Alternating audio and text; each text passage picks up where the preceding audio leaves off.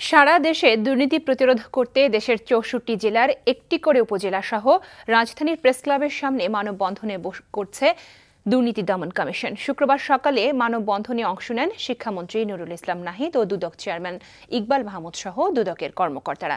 এ সময় মানববন্ধনে যোগ দেন বিভিন্ন সরকারি প্রতিষ্ঠানের সদস্যরা।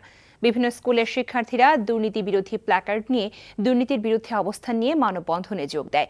এ সময় দুদক চেয়ারম্যান বলেন, আগে দুর্নীতির বিরুদ্ধে গ্রেফতারকৃতদের শাস্তি নিশ্চিত করার হার কম থাকলেও এখন তা ৫৪ ভাগে নিয়ে আসা গেছে, যা সন্তোষজনক জানিয়ে তিনি বলেন আগামীতে এর হার আরও বাড়বে।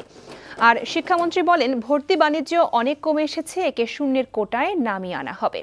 আর দুর্নীতিগ্রস্তরা যতই শক্তিশালী হোক, তাদের বিরুদ্ধে ব্যবস্থা গ্রহণ করে দুর্নীতি নিয়ন্ত্রণ করা হবে বলেও জানান তিনি। আমাদের এই মানববন্ধনটা মূলত এই ৬৪ জেলার ৬৪ উপজেলায় হচ্ছে।